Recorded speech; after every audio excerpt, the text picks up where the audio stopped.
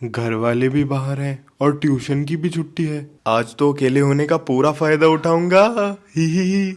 Adult websites और adult content ये एक ऐसी चीज़ है जिसे हम काफ़ी अच्छी तरीके से जानते हैं और लाइफ में एक ना एक बार तो आपने भी ये वेबसाइट्स ज़रूर विजिट की होंगी। नहीं की? डेटा ये शो करता है कि वर्ल्ड की टॉप एडल्ट फिल्म वेबसाइट पर हर महीने 13 बिलियन विजिट्स आते हैं और जो सेकंड टॉप वेबसाइट है उस पे 9 बिलियन विजिट्स। अब कोई अग्री करे या ना करे, लेकिन लाइफ में एक ना एक बार तो सबने ये वेबसाइट्स जरूर विजिट की हैं। आज के समय जब आप ये वीडियो देख रहे हो तब हर एक सेकंड में around 28,000 users adult content consume कर रहे हैं और आपको जानकर हैरानी होगी, लेकिन हर एक सेकंड में इस कंटेंट के ऊपर अराउंड 2.5 लाख रुपए स्पेंड किए जाते हैं सिर्फ इंटरनेट पर। हमारे लिए ये सब सिर्फ चंद कुछ वेबसाइट्स हैं जिन्हें हम अपने सेल्फ सेटिस्फैक्शन के लिए यूज करते हैं, लेकिन ये जो 10 सेकंड का प्लेजर आता है ये फ्री में नहीं मिलता। इस इंडस्ट्री के पीछे काफी कुछ ऐसा चलता है जिसे जानने के बाद शायद आप खुद एडल्ट कंटेंट कंज्यूम करने का रिग्रेट करोगे। Technology is giving more people, mostly men, easy access to pornography. First exposed to porn when I was 8 years old. It's a multi-billion-dollar industry that Years later, as an adult, the effects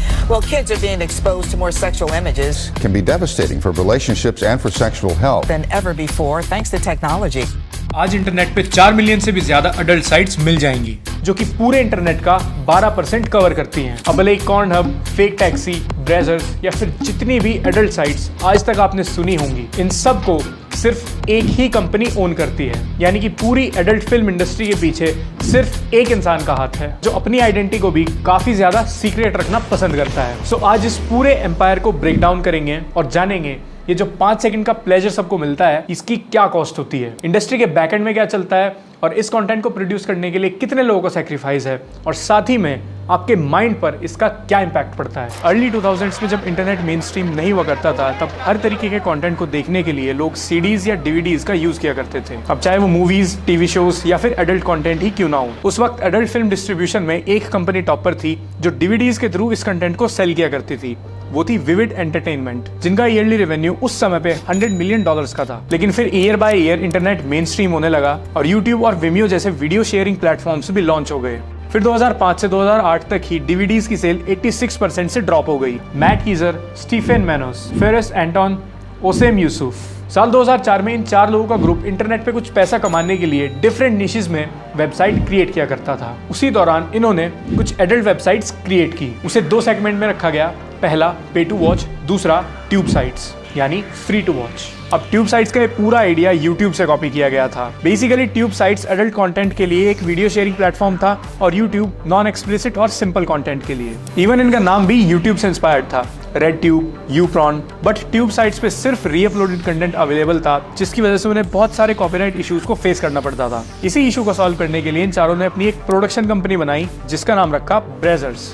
basically एक Hollywood like production company but for adult films. अब tube sites को बहुत कम समय में बहुत ज्यादा success मिल गई, उन पर बहुत सारा ट्रैफिक जनरेट होने लगा और सिर्फ साल 2007 तक ही ट्यूब साइट्स इंटरनेट को पूरी तरीके से डोमिनेट करने लगी। फिर उसी साल मैट कीजर ने $3000 में एक डोमेन नेम परचेज किया जिसका नाम था cornhub.com, जो कि एक बहुत बड़ी सक्सेस साबित हुई। फ्री एडल्ट कंटेंट का मतलब था ये वेबसाइट लोगों के बीच में बहुत तेजी से पॉपुलर होने लगी। साथ में ट्यूब साइट्स को भी बहुत अच्छी ग्रोथ मिल रही थी। तो अब इन चारों ने अपने बिजनेस को सीक्रेटिव रखने के लिए और लीगल इश्यूज से बचने के लिए एक पेरेंट कंपनी फॉर्म की जिसका नाम था मैनविन और अपनी सारी एडल्ट वेबसाइट्स को मैनविन के अंडरनीथ पुट कर दिया। लेकिन फिर भी साल 2010 में कुछ इंटरनल डिस्प्यूट्स के कारण उन्हें अपनी ये सारी एडल्ट वेबसाइट सेल करनी पड़ी और इन्हें खरीदा फेबियन थिलमैन ने। फेबियन मैनसेफ कंपनी का ओनर था जिसके अंडर प्लेबॉय और वेबकैम जैसी और भी बहुत सारी एडल्ट वेबसाइट्स आया करती थी और अब उसके पास कॉर्नहब, ब्राउज़र्स और बाकी की ट्यूब साइट्स भी आ चुकी थी। यानी कि दुनिया में जितना भी एडल्ट कंटेंट अपलोड होगा उसका सिर्फ एक ओनर था, फेबियन थिलमैन। प्रोफेशन वाइज वो एक सॉफ्टवेयर इंजीनियर था जिसने next generation affiliate tracking software develop किया था, जो सॉफ्टवेयर ये ट्रैक करता था कि कितने यूजर्स ने वेबसाइट के एड्स और बैनर्स पर क्लिक किया है और उसके बेसिस पे कमीशन कैलकुलेट किया जाता था। उसी सॉफ्टवेयर से कमाए हुए पैसों से फेबियन थिलमैन ने सारी एडल्ट वेबसाइट्स को ओन करना स्टार्ट किया। 2006 में उसने प्लेबॉय के राइट्स खरीदे और फिर 2010 में कॉर्नहब और बाकी ट्यूब साइट्स को एक्वायर किया। फेबियन एक सर्च इंजन ऑप्टिमाइजेशन एक्सपर्ट भी था, तो अब उसकी ओनरशिप में Pornhub और भी तेजी से ग्रो करने लगी, क्योंकि उसे पता था कि उसे अपनी वेबसाइट को टॉप सर्चेस में कैसे लाना है। तो अब Pornhub को ग्रो करने के लिए थिलमैन को फंडिंग की जरूरत थी, तो उसने $350 मिलियन की फंडिंग उठाई और उसमें मेजर इन्वेस्टर्स थे JP Morgan Chase, Cornell university. फिर 2012 में फेबियन ने मैनविन और मैनसेफ इन दोनों कंपनीज को मर्ज कर दिया और एक कंपनी बनाई माइंडगीक के नाम से। अब जितनी भी एडल्ट वेबसाइट्स हो या उनका प्रोडक्शन हो, वो सब एक कंपनी के हाथ में था जिसका नाम था माइंडगीक। लेकिन ये कंपनी सीक्रेटली सारे एडल्ट कंटेंट को ओन किया करती थी। ये खुद को as a digital marketing company की तरह प्रेजेंट किया करते थे और अपनी सारी साइट्स को मिलाकर प्रेजेंट में इनके पास अगले 170 साल तक का कंटेंट है। एडल्ट फिल्म इंडस्ट्री के बारे में ज्यादा हेडलाइंस या न्यूज देखने के लिए नहीं मिलती, सो किसी को इसके बारे में ज्यादा नहीं पता कि आखिर यहाँ पर बैकएंड में काम कैसे चलता है, क्योंकि ये इंडस्ट्री काफी ज्यादा सीक्रेटिव रहना पसंद करती है और ये काफी शेडी भी है। हमें अपने सामने सिर्फ कुछ फाइनल मिनट्स का कंटेंट देखने के लिए मिलता है, जिसे सब लोग अपनी लस्ट, साइकोलॉजिकल और फिजिकल नीड्स को पूरा करने के लिए यूज करते हैं। लेकिन इस इंडस्ट्री के काफी लोगों के हिसाब से ये आज तक वर्स्ट और बी ग्रेडेड इंडस्ट्री है काम करने के लिए। Weston did porn and doing a whole lot of drugs, and I got really fucked up one night, and I was at a club, and I don't really remember the circumstances that led up to this, but I had like an actual gang. सबसे popular website के ऊपर trafficking के through अपना profit generate करने का allegation भी लगा है, इवन प्रूव हुआ है। और स्पेशली साल 2024 एडल्ट फिल्म इंडस्ट्री के लिए एक काफी स्ट्रेंज ईयर रहा है, जहां बहुत सारे फिल्म स्टार्स मिस्टीरियसली गायब हुए हैं। अब इंडस्ट्री के कुछ जाने माने नाम जैसे कि सोफिया लियोनी, जिनकी 26 साल की उम्र में डेथ हो गई और उसका रीजन था इंडस्ट्री से हुआ एक्सप्लॉयटेशन, और कुछ सोर्सेज के अकॉर्डिंग उनकी डेथ के पीछे का कारण ड्रग ओवरडोज था। एमिली विलियम्स को लेकर भी सेम न्यूज है। Also Thaina Fields ended her life due to drug overdose and mental tortures. तो अब सवाल ये है कि यहाँ पर किस तरीके के टॉर्चर और एक्सप्लॉयटेशन की बात हो रही है। अब ऑब्वियसली ये तो नाम से पता चलता है कि एडल्ट फिल्म इंडस्ट्री काम करने के लिए कितनी ज्यादा फिल्दी होगी। वहां पर बहुत ही अपलिफ्टिंग और पॉजिटिव वर्किंग एनवायरनमेंट नहीं हो सकता। अब इसका आंसर दिया लाना रोड्स ने, जो कि इंडस्ट्री की टॉप परफॉर्मर है। उन्होंने अपने एक इंटरव्यू में बताया कि किस तरह उन्हें एक्सट्रीम एक्टिविटीज करने के लिए फोर्स किया जाता था और एडल्ट इंडस्ट्री में उनका एक्सपीरियंस बहुत ज्यादा ह्यूमिलेटिंग था, और ऐसा किसी एक के साथ नहीं हुआ, ये हर किसी का एक्सपीरियंस है। एक्सप्लिसिट एक्ट्स परफॉर्म करने के लिए उन्हें अपनी कॉन्शियसनेस खोनी पड़ती है। जितने भी एक्ट्स हम लोग फिल्म्स में देखते हैं वो ज्यादातर ड्रग्स या अल्कोहल के इन्फ्लुएंस में रहते हैं, और इसी वजह से बहुत सारे एडल्ट फिल्म स्टार्स की एक यंग एज में ही डेथ हो जाती है। लेकिन फिर भी हर साल इतने सारे एक्टर्स और एक्ट्रेसेस इस इंडस्ट्री का हिस्सा क्यों बनते हैं? इसका मेजर रीजन है इंडस्ट्री की ग्रोथ और मोनेटाइजेशन। बहुत ही कम समय में ज्यादा फाइनेंशियल सपोर्ट मिलता है, और सब एक्टर्स यहाँ पर अपनी मर्जी से नहीं आते। मेजॉरिटी लोगों को यहाँ पर फोर्सफुली ट्रिक करके एंटर कराया जाता है, यानी उनसे एक्चुअल काम के बारे में डिस्क्लोज नहीं किया जाता। एक adult website Girls Do Porn के ओनर मैथ्यू इजेक और माइकल प्रैट को 14 साल के लिए प्रिजन में भेजा गया, क्योंकि ये लोग इंटरनेट पर क्लोथिंग मॉडलिंग जॉब्स का एडवर्टीजमेंट चलाया करते थे, और इन्हीं एड्स के थ्रू गर्ल्स को हायर करने के बाद उन्हें एडल्ट फिल्म्स में काम करने के लिए फोर्स किया जाता था। इन्होंने इवन कुछ रिप्रेजेंटेटिव गर्ल्स को भी हायर कर रखा था, जो एड्स के थ्रू आई मॉडल्स को कन्विंस करने का काम किया करती थी कि ये जो फिल्म शूट हो रही हैं, इन्हें कहीं पर भी डिस्ट्रीब्यूट या फिर अपलोड नहीं किया जाएगा। लेकिन फिर ऐसा नहीं होता था। इन वीडियोस को पूरे इंटरनेट पर डिस्ट्रीब्यूट किया जाता था, और इन लोगों ने 100 वीडियोस के थ्रू $17 मिलियन का प्रॉफिट भी जनरेट किया था। फिर कुछ विक्टिम सामने आए, इन पर एक केस फाइल किया गया और इन दोनों ओनर्स को 14 साल की सजा हुई। एक वुमेन जिसके वीडियो पर 300 मिलियन से ज्यादा व्यूज थे, उसने कहा that ad seemed harmless but it wrecked my life. I was robbed of my privacy, my dignity and peace of mind. I was once viewed as a beautiful, fun-loving, strong woman and a daughter my parents were proud of, but Mr. Wolf shattered who I was.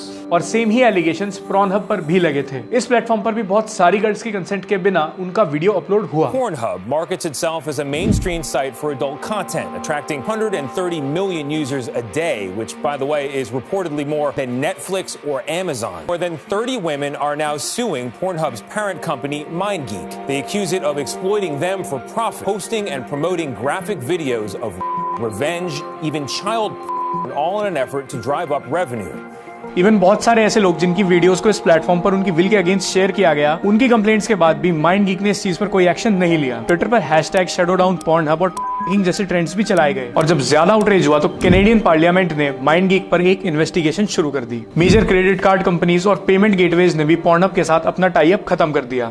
NSOAC ने Pornhub की parent company माइंडगीक को ऐसे 1 crore videos को remove करने के लिए force किया। ये सारे वही वीडियोस थे जो नॉन कंसेंशुअली अपलोड किए गए थे, या फिर इनका लिंक कहीं ना कहीं ट्रैकिंग से था। फिर फाइनली कैनेडियन पार्लियामेंट कमेटी ने भी Pornhub के अगेंस्ट एक एक्शन लिया और एक रिपोर्ट रिलीज की, जिसमें उन्होंने पॉर्नहब को ऐसा कंटेंट प्रमोट करने के लिए एक्यूज किया जिसमें फोर्सफुल एक्ट्स इन्वॉल्व थे और फ्यूचर में एज, कंसेंट वेरीफाई करना, प्रॉपर ऑब्लिगेशंस लगाने का भी ऑर्डर दिया गया। साथ में प्रॉपर ऑडिट करने के लिए भी कहा गया। पॉर्नहब पर ऑलमोस्ट हर साल 4 मिलियन फोटोज और वीडियोस अपलोड होते हैं और इतने सारे कंटेंट को माइंड के कुछ एम्प्लॉयज मैनुअली ऑडिट किया करते थे। अडल्ट कंटेंट बहुत बड़े नंबर्स में अवेलेबल है और होगा भी क्यों नहीं, क्योंकि इसे कंज्यूम करने वालों का नंबर बहुत ज्यादा हाई है। इनफैक्ट टॉप 3 वेबसाइट्स पर हर मिनट 1,35,000 नए व्यूज ऐड होते हैं और आज के समय में हर किसी के पास बहुत अर्ली एज में इंटरनेट एक्सेस आ जाता है। समय से पहले पर्सनल फोन और इंटरनेट मिलना एक प्रॉब्लम की जड़ बनता है, जो है कॉर्न एडिक्शन। इस कंटेंट को कंज्यूम करने की स्टार्टिंग एज 11 से 13 साल हो चुकी है और 16 से 22 साल के एज ग्रुप में ये कंटेंट सबसे ज्यादा कंज्यूम किया जाता है। समय से पहले एडल्ट कंटेंट कंज्यूम कर लेना बहुत ज्यादा खतरनाक होता है, क्योंकि एक सर्टेन एज तक आपके अंदर इमोशनल और बायोलॉजिकल डेवलपमेंट नहीं होता। So you don't understand sexuality. तो जब कोई भी इंसान एक अर्ली एज में एडल्ट कंटेंट कंज्यूम करता है तो उसी मोमेंट पे वो अपनी इनोसेंस खो देता है। उसका विमेन, रिलेशनशिप्स और वर्ल्ड को देखने का परसेप्शन पूरी तरीके से चेंज हो जाता है और फिर चाहकर भी वो वापस वैसा नहीं सोच पाएगा जैसा वो कंटेंट कंज्यूम करने से पहले सोचा करता था। सैडली हमारी सोसाइटी में एडल्ट फिल्म्स और मूवीज ही सबसे बड़े सेक्स एजुकेटर हैं और इन मूवीज में दिखाया जाता है कि women is nothing more than a tool for male pleasure. ये फिल्म्स इमोशनलेस और ह्यूमनलेस सेक्स एक्सपीरियंस को पोर्ट्रे करती हैं और अगर सबसे पॉपुलर सर्च टर्म पर भी नजर मारी जाए तो उसमें डोमिनेटिंग टर्म जरूर मिलेगी। Women likes to be dominated, this और दैट। 7 कंट्रीज की 22 स्टडीज को कंपाइल करने के बाद ये कंक्लूजन निकला कि जो लोग एडल्ट कंटेंट ज्यादा कंज्यूम करते हैं उनमें फिजिकल एग्रेशन ज्यादा होता है। इस चीज का एडिक्शन एक एंडलेस लूप की तरह है। एक बार इस लूप में आने के बाद बाहर निकल पाना ऑलमोस्ट इम्पॉसिबल है। एक रिसर्च ये शो करती है कि व्हाइल वॉचिंग एडल्ट मूवीज हमारा ब्रेन 4 गुना डोपामीन रिलीज करता है। हर एज में ये एडिक्शन खतरनाक हो सकता है, लेकिन स्पेशली अर्ली एजेस में ज्यादा डेंजरस क्यों है? अब देखो, हमारे फोरहेड में फ्रंटल एरियाज होते हैं जो इस जजमेंट में इंपॉर्टेंट रोल प्ले करते हैं कि हमें कितने अमाउंट में प्लेजर चाहिए। जब हमारे माइंड में डोपामीन ड्राइव हिट करती है जो कि हमें कोई भी ऐसी एक्टिविटी करने के लिए मोटिवेट करती है जिससे कि हमें प्लेजर मिलता हो, तब ये फ्रंटल एरियाज उसी ड्राइव को कंट्रोल करने का काम करते हैं। एक तरफ डोपामीन ज्यादा की डिमांड करता है और दूसरी तरफ ये फ्रंटल एरियाज हमें उस चीज के बारे में रैशनली सोचने के लिए फोर्स करते हैं। लेकिन अर्ली एज में ये फ्रंटल जजमेंटल वायलेशन एरियाज पूरी तरीके से डेवलप नहीं हो पाते। सो एक टीनेजर के माइंड को ये नहीं पता होता कि उसे एक्चुअल में कहाँ रुकना है। तो जब वो इस अडल्ट कंटेंट के वर्ल्ड में एंटर करता है तो उसके बाद में उसकी डिमांड बढ़ती चली जाती है और फिर ये चीज उसके फ्यूचर रिलेशनशिप्स को भी अफेक्ट करती है। रियल लाइफ में भी इंसान उन्हीं चीजों को फैंटेसाइज करने लगता है जो कि वो उन फिल्म्स में देखता है। कहना काफी आसान है, लेकिन इस एडिक्शन पर कंट्रोल पाना काफी मुश्किल होता है। Oh dear, I'm stuck. Please help me. Oh God, it's itching. Please pull me out. I heard your pull-out game is really good. So, आज की इस वीडियो में इतना ही। मेरे सोशल मीडिया हैंडल्स का लिंक आपको डिस्क्रिप्शन में मिल जाएगा। Also check out our vlog channel. बाकी मिलेंगे अगले वीडियो में। बाय।